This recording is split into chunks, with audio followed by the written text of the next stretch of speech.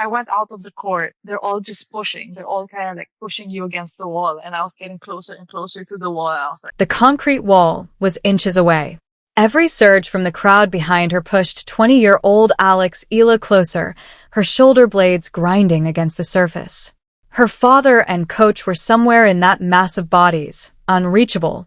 No security stood between her and the hundreds of fans who had queued for hours just to watch her practice at the 2026 Australian Open. She had no choice but to shout her way out. "Please give me some space. I'm about to get crushed. Back up, or I'm going to get run over." When the WTA's brightest rising star needs to beg for breathing room just to leave a practice court, and nobody thought to arrange protection for her, tennis has a problem it can no longer look away from. What Eala shared on a podcast weeks later wasn't just a story about one frightening afternoon in Melbourne. It was a window into something much larger. She arrived at the 2026 Australian Open carrying more than equipment. She carried the weight of a nation's hopes, a nation whose diaspora fans fill stadiums from Melbourne to Dubai to New York, waving Filipino flags wherever she sets foot. Her ranking at the time placed her just outside the threshold where the tour automatically provides elevated security and support. The crowds treated her like a global icon. The system treated her like any other mid-ranked player. That contradiction finally became impossible to ignore on an outdoor practice court at Melbourne's NTC. The setup looked ordinary enough. Bleachers on both sides, a ramp leading down from court level, no barriers, no security personnel, nothing standing between Eala and the public. She wrapped up her session, gathered her things, and headed for the exit. What waited for her wasn't a crowd. It was a current.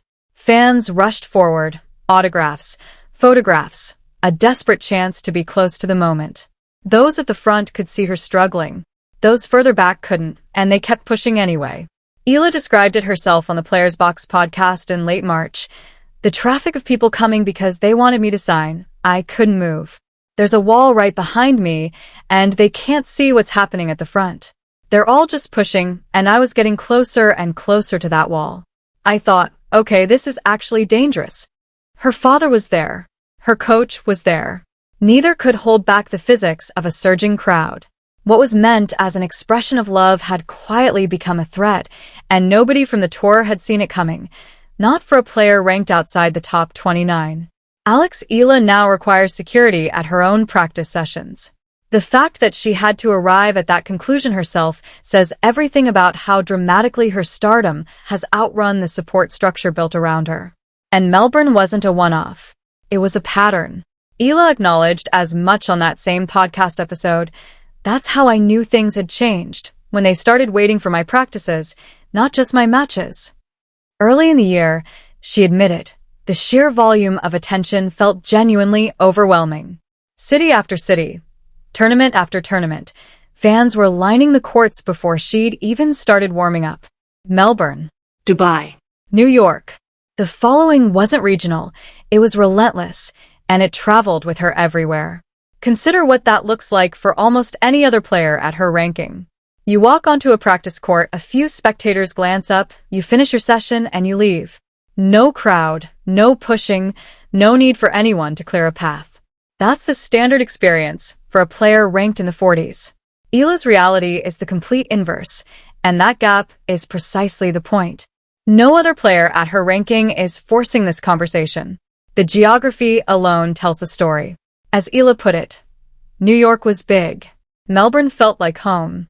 And Dubai, the Middle East in general, has a massive Filipino population. A lot of people don't realize that. Every stop on the tour calendar that overlaps with a significant Filipino community transforms into something beyond a tennis tournament. It becomes a cultural moment.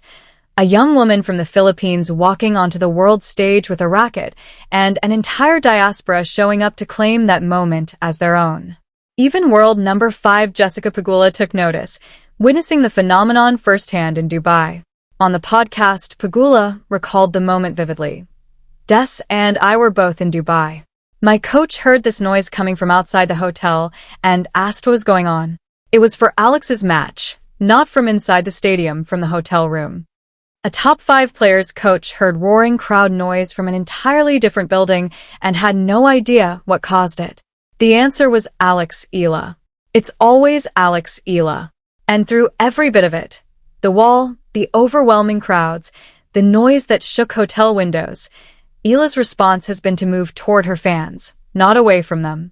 At the 2026 Miami Open, videos that spread widely online showed her stepping past security barriers to reach fans waiting for photos and autographs. She didn't hide behind a rope line. She walked around it. That's not a carefully managed public image. That's a player who understands that every person standing in a foreign stadium with a Filipino flag likely traveled a very long way just to feel a connection to home. For anyone who has watched her story unfold from the beginning, who understood what she meant to the sport before the rankings reflected it, that Miami moment confirmed everything. What exists between Eala and her fans isn't something a marketing team built. It's the most genuine thing in women's tennis today. Desiree Crouchick has been on the WTA Tour for years. She's played Grand Slams, won doubles titles, and witnessed fan culture at every level this sport produces.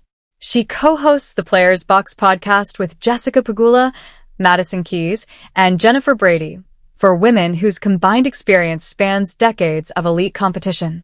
When Eala shared the Melbourne Wall story on air, it was Crouchick who responded with immediate, almost disbelieving clarity. You can ask for security. Yes, ask for security. Eala took the advice. She requested a security detail for her next practice session on a main court. The difference was instant, and Crouchick's reaction said it plainly. Oh my gosh, the security helped so much. Like, yeah, you're crazy big here. That last line hit differently because of its source. This wasn't a fan account chasing engagement, and it wasn't a headline written for clicks. It was a fellow professional, someone who walks the same tunnels and locker rooms, telling a 20-year-old directly that her fame has reached a level that requires genuine protection. When players inside the sport's upper tier are the ones validating the phenomenon, it stops being a matter of opinion and becomes a matter of consensus. What happened in Melbourne isn't staying in Melbourne. Eala's clay court swing opens at the Linz Open in early April, feeding into Stuttgart, Madrid, Rome, and Roland Garros. 5 European tournaments, each with growing Filipino communities, each with an audience increasingly aware of who she is. Every one of those stops now carries the same question Melbourne answered through a near disaster. Is the infrastructure actually ready for the scale of demand she brings? The WTA has publicly made expanding into new global markets a priority for years. Eala is delivering that expansion without corporate backing or manufactured campaigns, just a fan base that shows up, fills seats, and generates noise that carries across city blocks. Tournament directors from Indian Wells to Dubai have already seen the effect firsthand. Schedules shift in energy when her name is on the draw. Crowds swell. The atmosphere changes. Her ranking sits around 45 as of late March. That number will move. It always does for a 20-year-old navigating her first full years at this level. What won't move is the size of the crowd waiting for her at tomorrow's practice. That demand is fixed. It compounds with every tournament, every video that spreads online, every flag raised by someone who boarded a 12-hour flight just to be in the same arena as her. Eala's 2026 Australian Open ended in the first round, a loss to Alicia Parks, 6-0, 3-6, 2-6. She walked off that Melbourne court having dropped her opening match at a major, and then walked directly into a crowd that hadn't moved an inch. The fans were still there. The flags were still there. The love asked nothing of the scoreboard. On the podcast, she admitted how much that collision of emotions cost her to process. Losing on the court while being embraced off it was something she hadn't navigated before. That was part of why I couldn't accept it, she said. Why do I need security? I'm just going to practice. I don't want to feel like my head is. She gestured upward, mimicking an inflated ego.